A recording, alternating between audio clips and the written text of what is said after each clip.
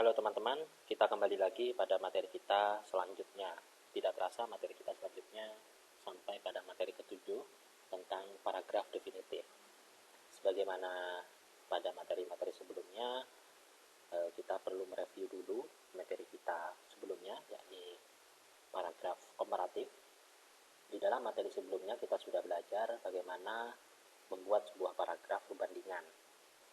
Pertaruhan utama dalam sebuah paragraf perbandingan seperti yang sudah kita pelajari adalah kriteria proporsional.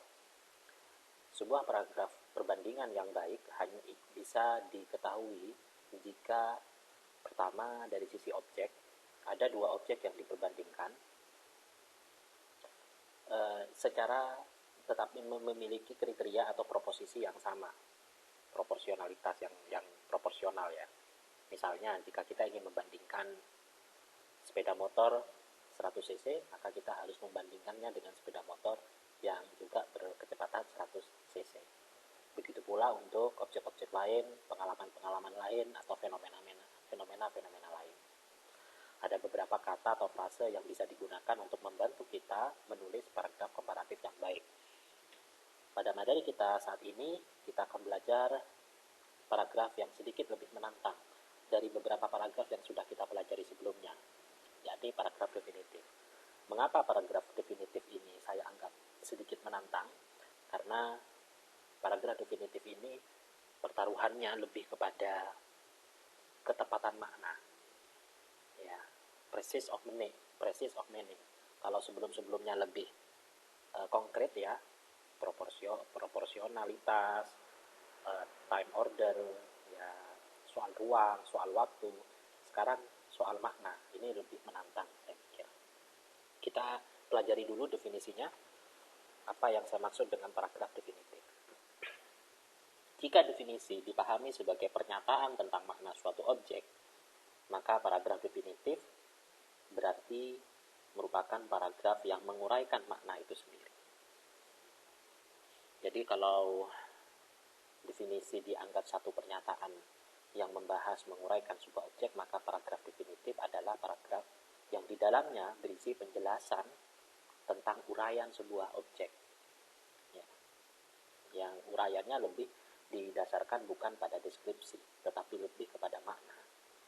Kalau di dalam paragraf deskriptif itu kan mendeskripsikan, menggambarkan, yang luarannya itu lebih kepada citra fisik, citra psikologis, citra imajinatif. Tetapi kalau paragraf definitif harus lebih presisi lagi, karena ia harus benar-benar mengetahui makna esensial dari objek yang ingin kita definisikan. Nah, definisi itu sendiri, makna itu sendiri, itu bisa dibagi jadi dua sebenarnya teman-teman.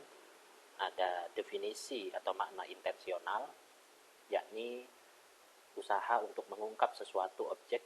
Ada juga namanya definisi ekstensional, yakni berusaha mendaftar setiap detail yang mendeskripsikan dan dideskripsikan oleh objek itu sendiri. Jadi memang agak rada-rada filosofis ya. Oleh karena itu, setiap objek memiliki makna yang berbeda di tiap dan waktu yang berbeda pula. Tak jarang definisinya pun juga berbeda-beda. Oleh karena itu sebenarnya ini membuat sebuah definisi bukanlah suatu keterampilan yang bisa dipelajari dengan mudah, karena definisi itu menuntut sebuah ketepatan kita mengamati sesuatu dan ketepatan kita menguraikan makna dari sesuatu itu. Jadi memang sedikit filosofis, karena memang tujuannya adalah mengarah kepada esensi dari makna atau esensi dari objek itu sendiri. Oleh karena itu, pertaruhan utama dalam paragraf definitif adalah ketepatan makna. Ketepatan makna atau precision of meaning. Ketepatan makna ini hanya mungkin diperoleh melalui pertama, pengamatan intensif dan ekstensif terhadap objek yang didefinisikan. Kedua, kemampuan membangun abstraksi dan mengartikulasikan objek tersebut. Misalnya nih, saya memberikan satu tantangan, bagaimana kita mendefinisikan bahasa. Dalam beberapa kali kesempatan ketika saya bertanya kepada para mahasiswa tentang apa kita cenderung menjawab dengan jawaban yang relatif sama. Bahasa adalah alat komunikasi.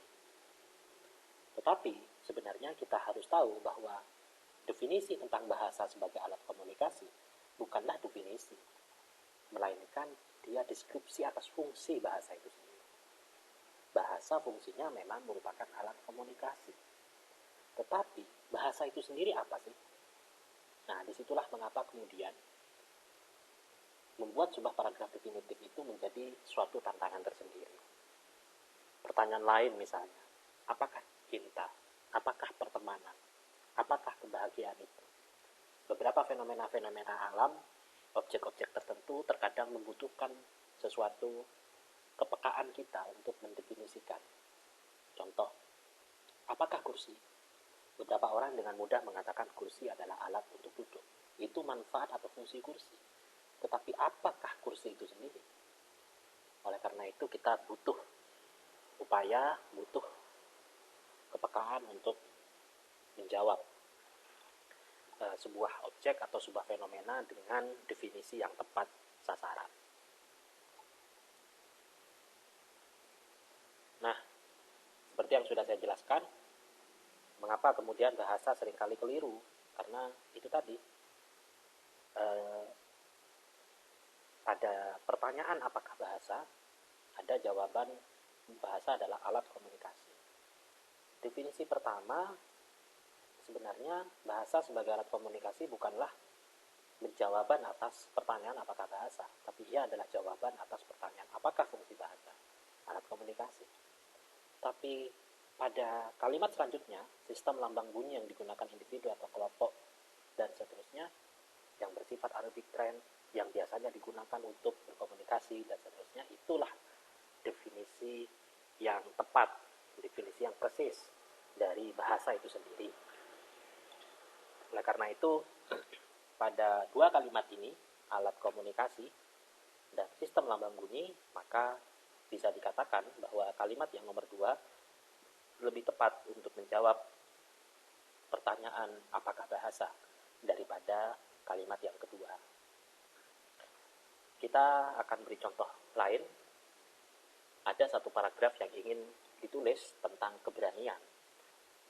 Kalau kita diminta untuk menulis paragraf tentang keberanian, maka di kalimat topik dalam sebuah paragraf, sebagaimana peraturan utama paragraf itu terdiri dari satu kalimat topik dan beberapa kalimat penjelas, kita harus tertuntut untuk menjelaskan terlebih dahulu keberanian itu apa sih. Keberanian merupakan kualitas, sifat, cenderungan psikologis seseorang yang bernyali ketika menghadapi sesuatu yang berbahaya dan menakutkan.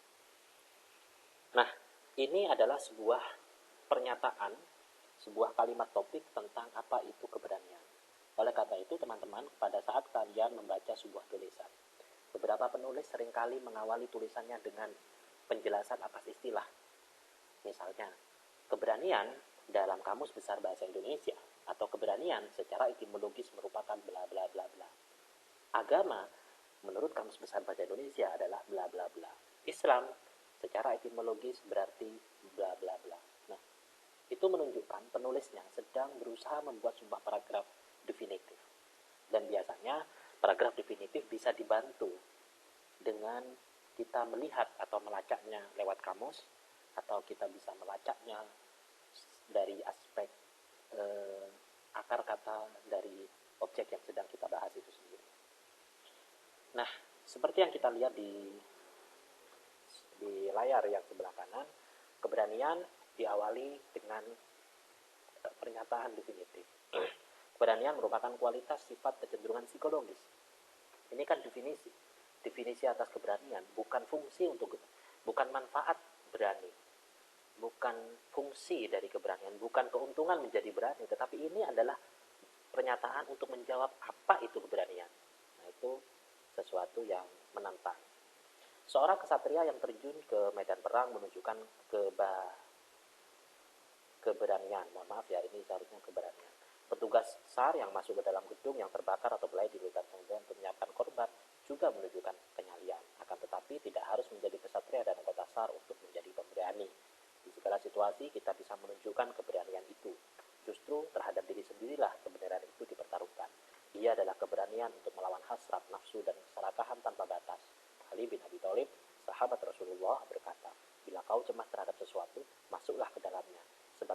ketakutan menghadapinya lebih mengganggu daripada sesuatu yang kau takuti itu sendiri. Mereka yang awalnya takut pada ketinggian lalu memutuskan untuk naik pesawat adalah para ksatria dalam bentuknya yang lain.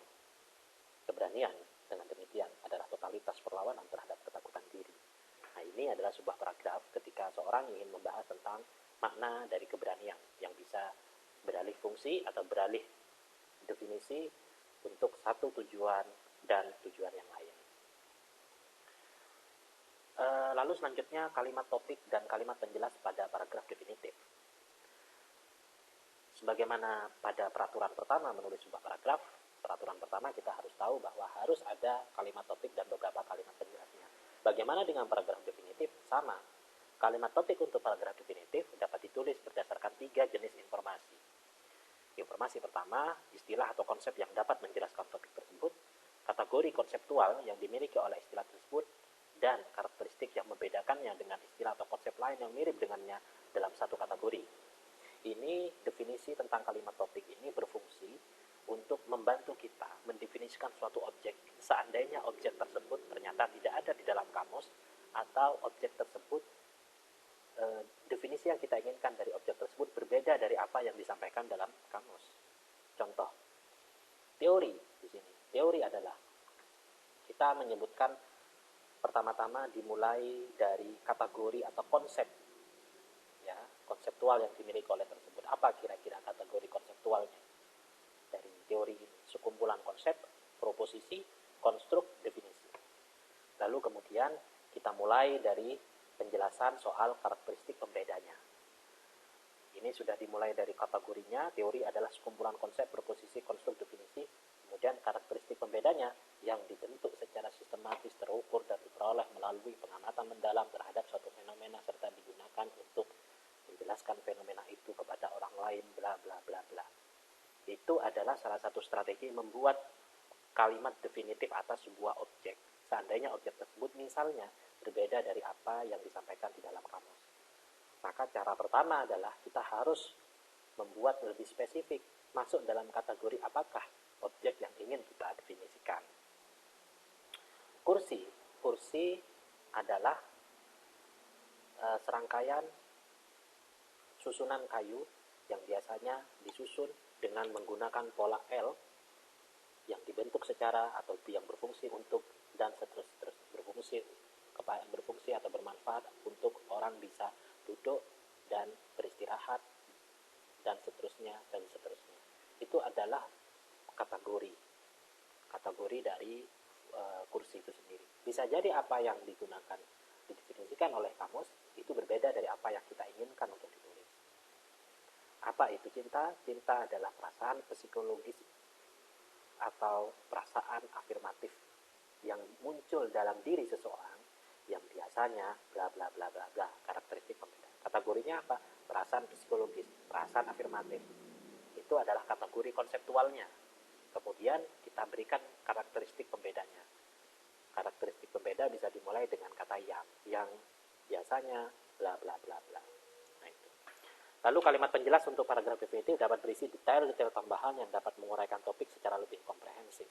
Kalimat penjelas bisa mencakup contoh, fakta, deskripsi, proses, atau kasus yang berfokus pada aspek 5W1H dari topik yang didefinisikan.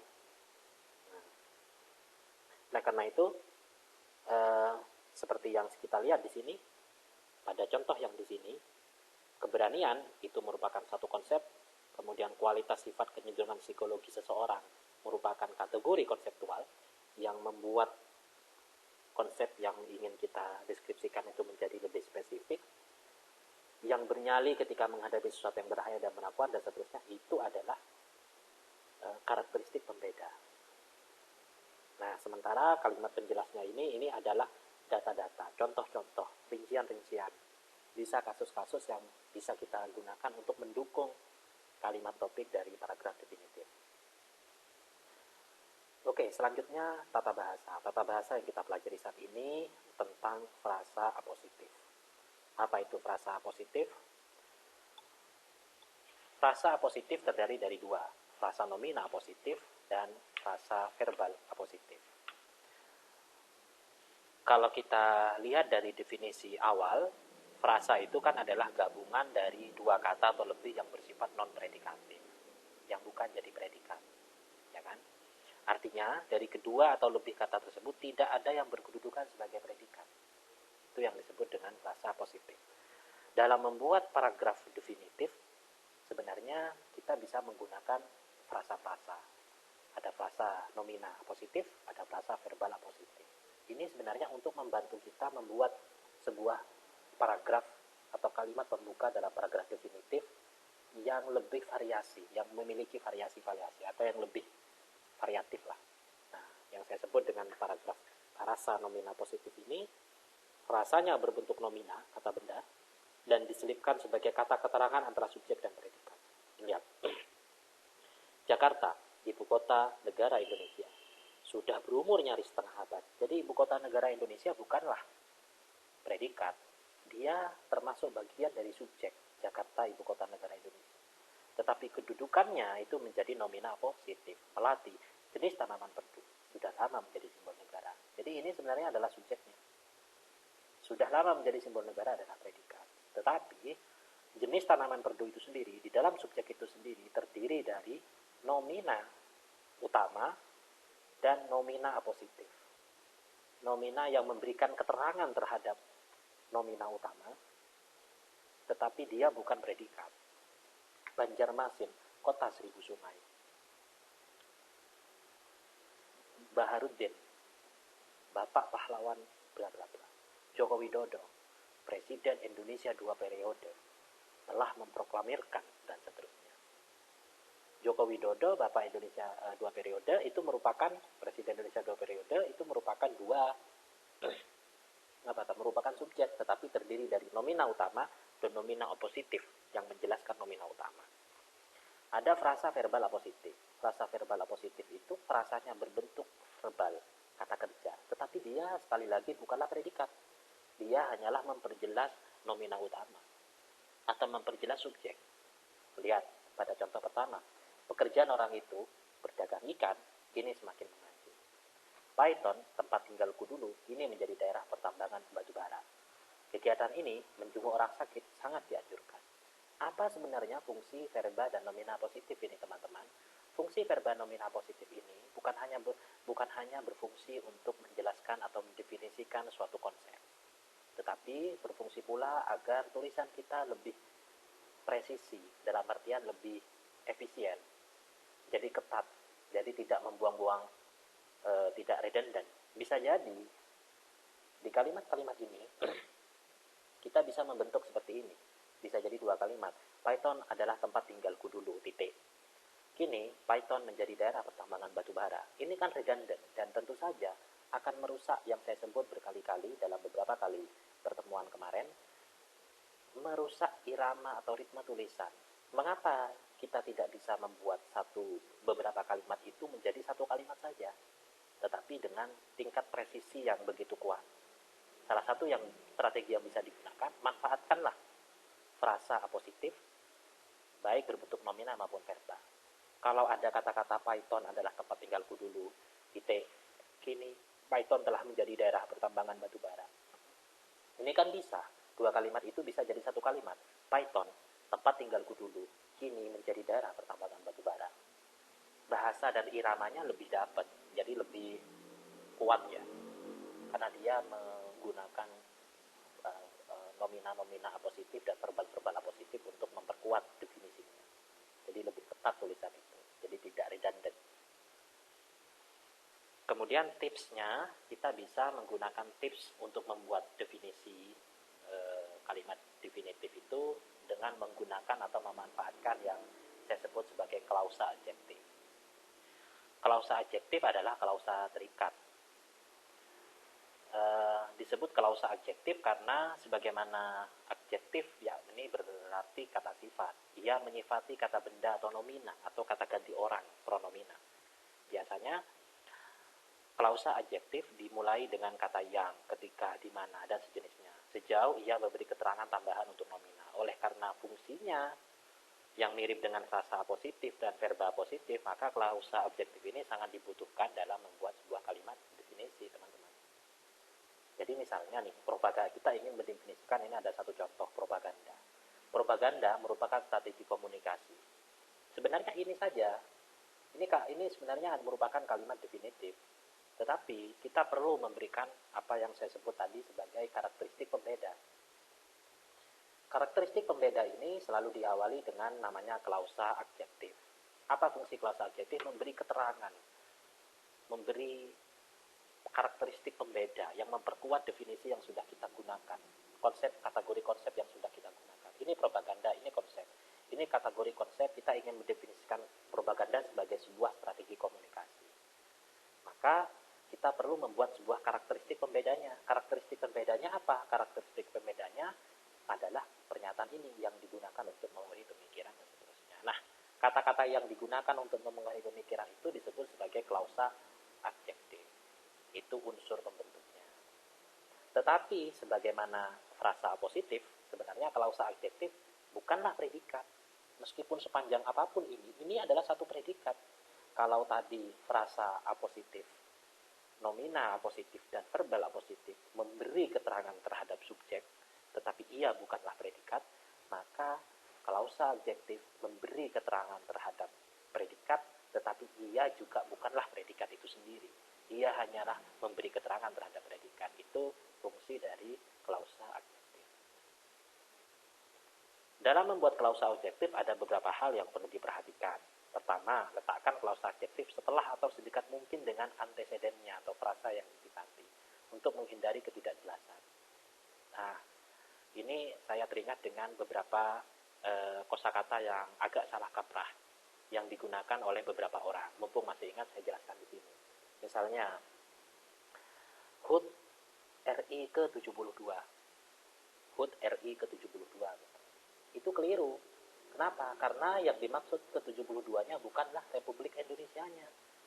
HUT RI yang ke-72 seharusnya HUT ke-72 Republik Indonesia.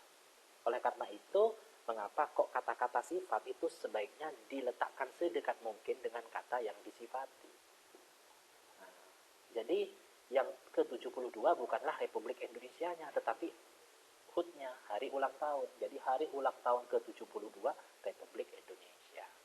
Jadi bukan Republik Indonesianya yang urutan ke-72, tapi HUT-nya. Nah, agar tidak memiliki. Nah, ini sebenarnya kalau dibaca secara singkat itu tidak ada masalah, tetapi kalau diperhatikan baik-baik itu agak bermasalah sebenarnya.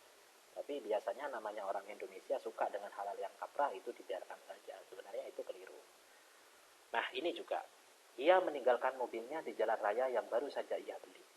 Sebenarnya yang baru saja ia beli, kalau kita baca cepat, kita paham bahwa yang dibeli itu gak mungkin jalan raya. Yang dibeli pastilah mobil. Tetapi karena klausa adjektifnya itu jauh dari yang disifati, maka beberapa orang yang membaca dengan agak cermat akan melihat sedikit keanehan dari kalimat ini. Ini yang dibeli ini jalan rayanya atau mobilnya. Sehingga yang harus diganti atau itu adalah ia harus dekat dengan anteseden yang disifati. Ia meninggalkan mobilnya yang baru saja ia beli di jalan raya. Pilihlah kata ganti yang tepat untuk anteseden. Ini sering kali saya temukan. Saya selalu beberapa kali menyatakan bahwa hilangkanlah kebiasaan untuk menggunakan kata di mana. Kata di mana itu merujuk tempat. Idul Fitri adalah hari di mana banyak umat muslim. Hari itu bukanlah tempat. Hari adalah sebuah periode. Jadi seidealnya di mana itu harus diganti dengan kata ketika. Idul Fitri adalah hari ketika banyak umat muslim. Kecuali Python adalah tempat di mana saya dibesarkan. Bukan Python adalah tempat ketika saya dibesarkan, bukan itu. Python adalah tempat di mana saya dibesarkan di sana. Kalau menunjukkan waktu, maka harus menggunakan kata ketika. Kalau menunjukkan tempat, boleh dia menggunakan kata di mana. Sebisa mungkin hindari penggunaan kata ganti yang berlebihan. Idul Fitri adalah hari di mana banyak umat muslim bersilaturahmi ke sana famili. Apakah hari menunjukkan tempat atau waktu? Ini keliru. Seperti yang lain. Idul Fitri adalah hari ketika banyak umat muslim. Sebisa mungkin hindari penggunaan kata ganti yang berlebihan. Minggu lalu kami menonton Ada Apa Dengan Cinta, yang mana itu adalah favorit kami. Kata-kata yang mana itu kan ada biasa digunakan dalam kalimat pernyataan verbal. Dalam sebuah tulisan sebaiknya hindari kata-kata itu. Oleh karena itu, gantilah minggu lalu kami menonton Ada Apa Dengan Cinta yang menjadi film favorit kami. Minggu lalu kami menonton film favorit kami Ada Apa Dengan Cinta. Lebih ringkas, tidak redundant, dan menghindari kata ganti atau klausa-klausa yang tidak penting. Nah, disinilah sebenarnya tantangan sebagian penulis ketika dia merasa bahwa tulisannya mengapa kok sangat berlebihan, banyak kata-kata yang redundant, karena dia kurang memiliki keterampilan untuk membuat tulisannya seringkas mungkin, sehingga tulisannya terkesan terlalu banyak, ya mohon maaf, tong kosong nyaring bunyinya. Paragraf yang sebenarnya bisa dibuat satu paragraf ternyata harus dibuat berparagraf-paragraf, padahal sebenarnya dia bisa ditulis dalam satu paragraf. Semakin dia mampu menulis ringkas, biasanya semakin baik dia menguraikan sebuah gagasan. Oleh karena itu sebenarnya cobaan pertama menulis itu bukanlah menulis panjang lebar, tetapi menulis sesingkat dan sedikit mungkin. Nah, ini salah satu cobaan dalam hal menulis. Oke, demikian penjelasan saya teman-teman tentang paragraf definitif. Kita akan kembali lagi pada materi selanjutnya. Barangkali untuk materi selanjutnya saya akan membahas membahas kembali tentang struktur gagasan dalam paragraf. Ini flashback tetapi dengan penjelasan yang lebih rinci dan detail. Oke, terima kasih atas perhatiannya. Assalamualaikum warahmatullahi wabarakatuh.